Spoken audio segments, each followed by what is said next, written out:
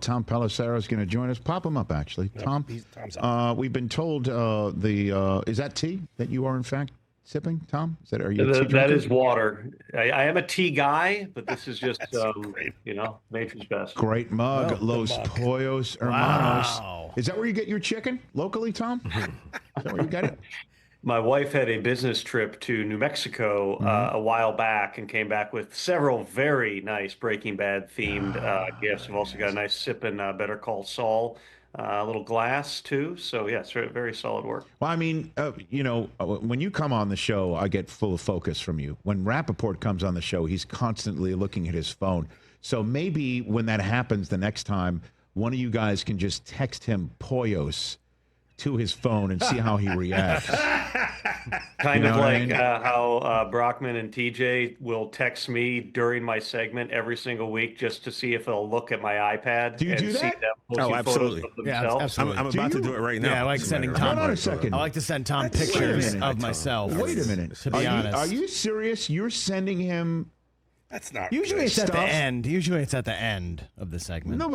I feel like it's throughout. They're Why prank do you- why Just do a you photo do of that? Brockman going, prank texting. Just me going like, hey. Watch, That's I'm not gonna do great it for right this. not good. That's I'm gonna not do it good for right the now. show. What do you mean? I'm trying to talk to this man, and What do you he's, mean? no, that's not right. None of just it's did it. right. Yeah, They're not funny. I like to keep him Do on you his really- toes. Tom, is do what they I'm doing. really do that? I just sent one a yes, second ago.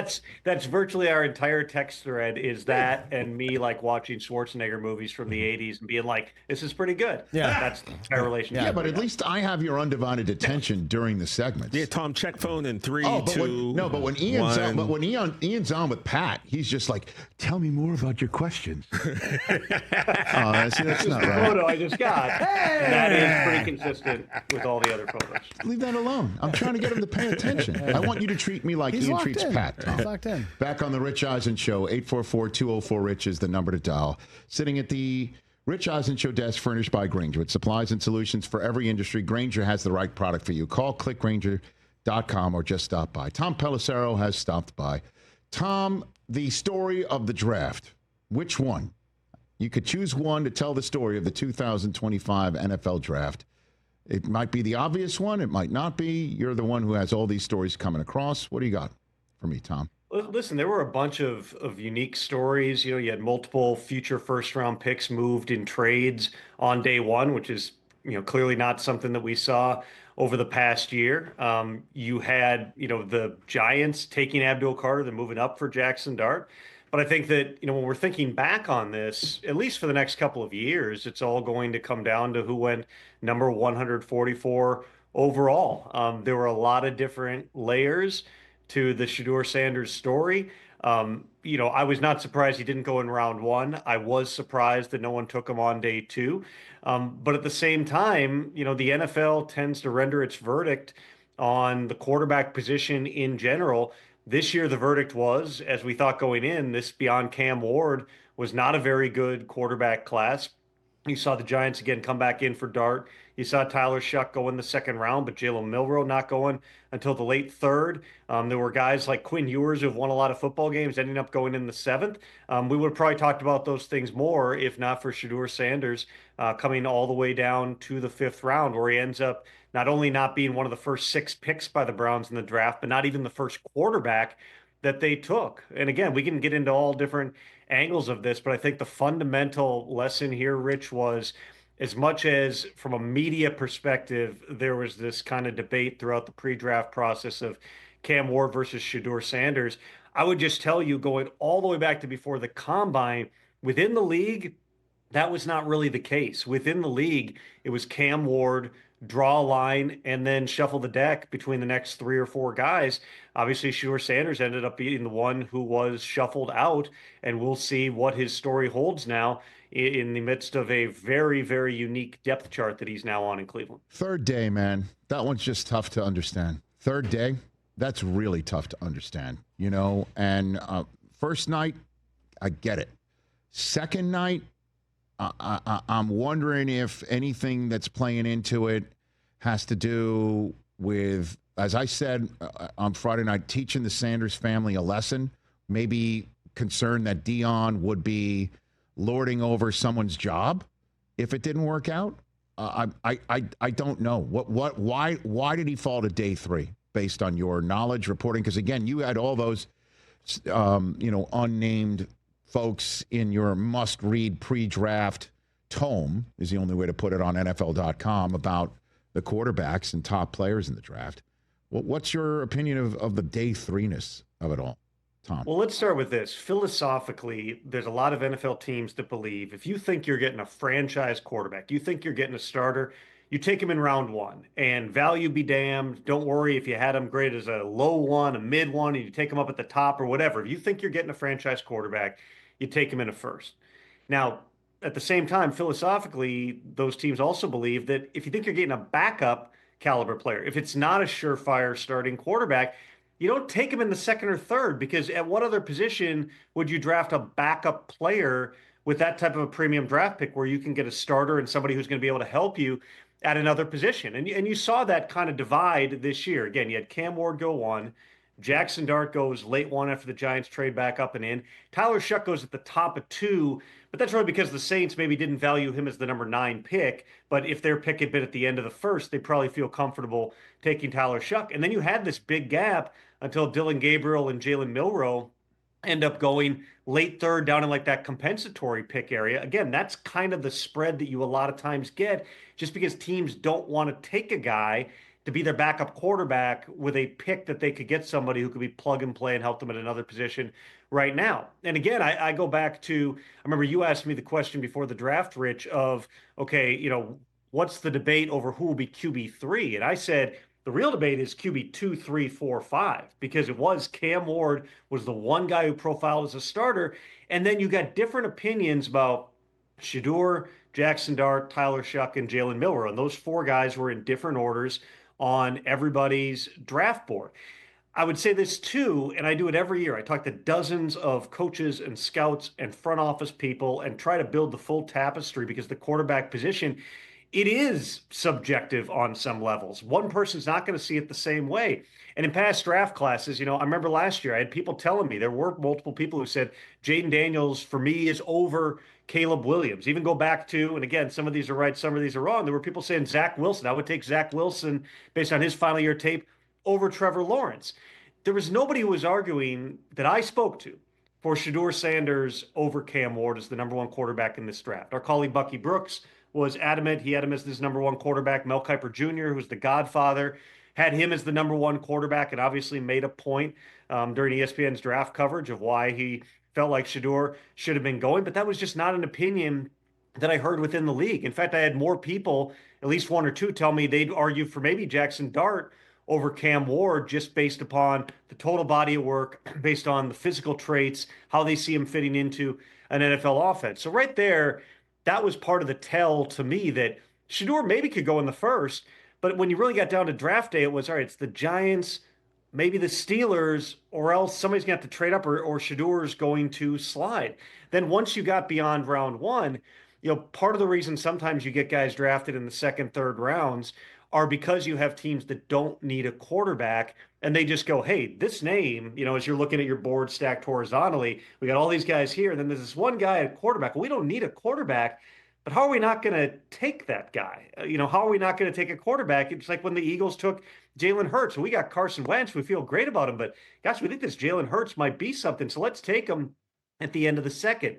I think that's where, when you really unwind the process with Shedeur Sanders, there were maybe some decisions that were made and opportunities that were missed that could have had him come off the board a little bit sooner. In fact, I talked late Friday night. It was like midnight in Green Bay, and I got a call from a GM who was thinking about taking Shedeur on Saturday. And we were just kind of talking through, how is this even possible? He pointed all the way back to something that Dion said on a podcast in like February or March of 2024, which was the infamous, hey, if Shedeur or Travis Hunter, they get taken by a team that I don't think they should go to, we're going to pull an Eli, right? We're going to blow it up and we're going to get him out of there. And that's kind of how Shedeur, who did not hire an agent, he was getting advised by his father. He was getting advised maybe by a publicist, but he did not have an agent navigating the process.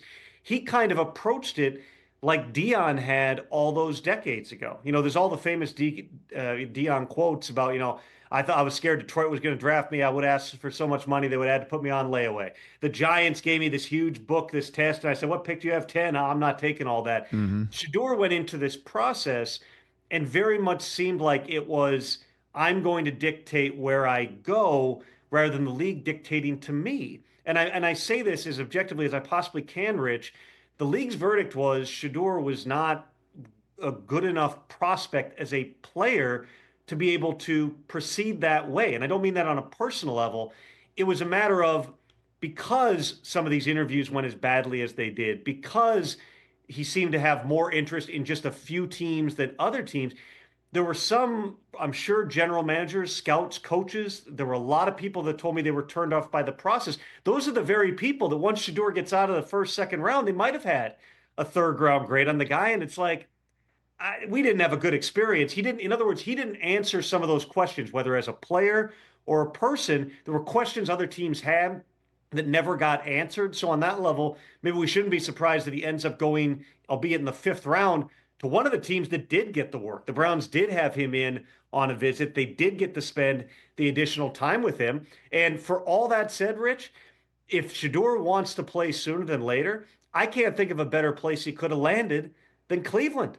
You've got a depth chart right now where they have Joe Flacco, who they gave like $3 million guaranteed to. They traded a fifth-round pick for Kenny Pickett. They took Dillon Gabriel in the third. They take Shedeur in the fifth. And Deshaun Watson, who's making more money than all those guys combined, probably doesn't play this year. There's not a lot of examples of a fifth-round pick ending up starting. Obviously, Sam Howell got his opportunity after his draft slide a few years ago in Washington, but in a pretty wide-open depth chart, why wouldn't Shedeur Sanders have the opportunity to prove to everybody, to the extent that he may have felt like he got downgraded unfairly through the process? I'm going to go out and show you. You're going to have the opportunity now in Cleveland. Let's see what he does with it. So, that front-loaded my next question about what happens in Cleveland. So let me just finish up with this one and then ask you some other questions about the draft. Yes, you're saying, okay, great spot for him to land in Cleveland, except they passed on him 6 times. And unbelievably, traded a fifth-round pick to get him, meaning after letting him fall all those rounds, suddenly woke up with a sense of urgency to go get him in the fifth round, to jump a line, maybe presumably for Philadelphia to go grab him. So I ask you, that does lend some credence that there might have been an ownership thumb on the scale to say, go get him. Make sure you get him. So suddenly we're going to use our last draft choice to go move up to get him after spending 6 draft choices on other people, including another rookie quarterback. I mean, that couldn't have been part of the plan. Let's get 2 rookies in the draft. What's your reporting? Did Jimmy Haslam tell him, go do this? Did that happen? In real time, as I was talking to people after the Shedeur Sanders pick, it was made abundantly clear to me, Rich, this was not Jimmy Haslam pushing for this pick. This was Andrew Berry doing what a lot of GMs do as you get further in the draft. It's that one name that you've got the higher grade on, and he's still on the board. And eventually you're just like, well, we don't have a need at the position. Certainly the Browns have a broader macro need at the position, but like, we already drafted a guy, we signed a guy, we traded for Kenny Pickett.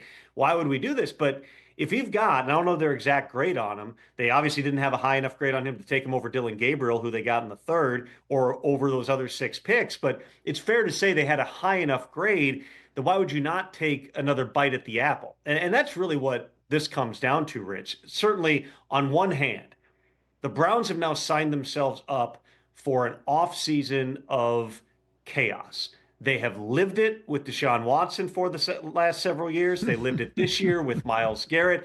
They're used to it. I don't think that Kevin Stefanski is probably wild about the idea of yet another quarterback controversy overshadowing everything that's going on.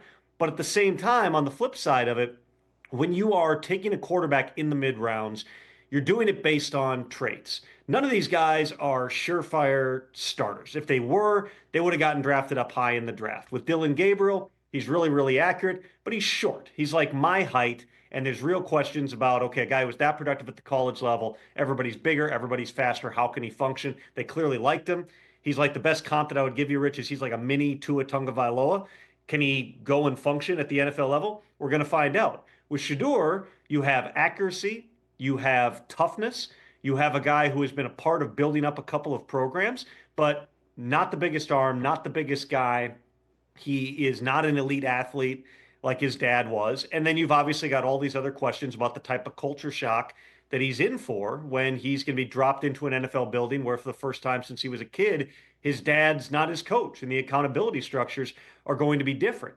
But if this is just a matter of lottery tickets, which are what mid-round quarterbacks are, buy the second ticket when it's on cheap and see what you get. If your worst case scenario here, Rich, with drafting Shedeur, besides again having immense amounts of media attention and scrutiny over how you now proceed at the quarterback position, but your worst case scenario is Shedeur comes in, he doesn't play well, and you cut him, and you're out a fifth round pick.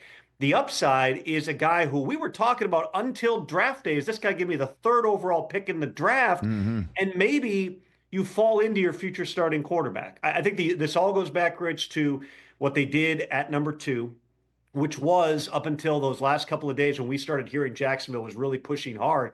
That was a surprise. I was struck by how many people, when I was texting people within the league that night and asking them for the biggest surprise of round 1, which is something, an exercise I do every year. Hey, what was the biggest surprise? The number of people who said, I couldn't believe the Browns got that much for the number 2 pick. They got the quarterback premium without a second quarterback on the board. That to me said, you got an extra first round pick in 2026. That is supposed to be a much better quarterback draft. You're going to have Arch Manning quite possibly in that draft, Drew Allar from Penn State quite possibly within that draft, Carson Beck, who we were talking about as a potential first round pick back in that pool. You're going to have, and this can all change over the next year, as we well know, but you're going to have potentially more options. So now the Browns not only have the ammunition to go up and get their quarterback in 2026, they're now taking 2 shots this year, 3 if you count Kenny Pickett, to just go, let's put all these guys in the room, a former first-round pick, a guy who was projected to be a first-round pick, and a guy who started more games than anybody in college football history. Let's see what happens in training camp. And it's going to be one of the driving storylines all through the spring and summer. 2 minutes I have left here. Derek Carr, what's the deal? Is he done with the Saints? They done with him even though they paid him? I mean, what happens, Tom? Well, they did a conversion on his salary earlier this offseason, which you would not think is something they would do unless either A, they had to because he was hurt, or B, because they saw no reason he wouldn't be their quarterback. There's now almost $60 million in dead money if they move on from Derek Carr, and they owe him $40 million guaranteed this year. We saw Derek Carr at a church service delivering a sermon of sorts about how he's being persecuted about his shoulder injury and whether it's real. He says, I've got an MRI to prove it. What we know as of now is Derek Carr is debating whether or not to undergo shoulder surgery, which would knock him out for most, if not all, of the 2025 season. He also is due all that money, and Kellen Moore is the guy who's on the phone with Tyler Shuck at the top of the second round, bringing in a guy who, you can argue about, different guys and the comparisons with picks, but there's a lot of people who think, if a guy's going to step in and just function day one out of all the quarterbacks in this class, it's Tyler Shuck. So we'll see where this goes now from Derek Carr, but there is certainly a non-trivial chance, Rich, that we're sitting here week 1 and getting ready to watch Tyler Shuck be one of the rookie quarterbacks that are starting an opener. Interesting. And the Kittle signing, is that a breadcrumb for Purdy? What's going on?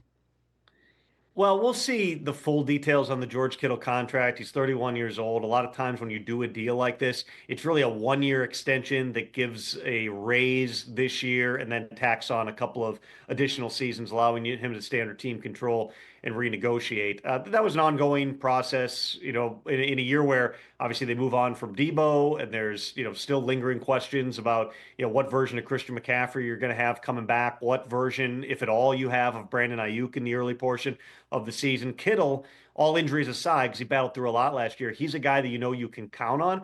This doesn't really bear on the Brock Purdy situation. What I would tell you on Purdy is they've been in negotiations. They have been in talks.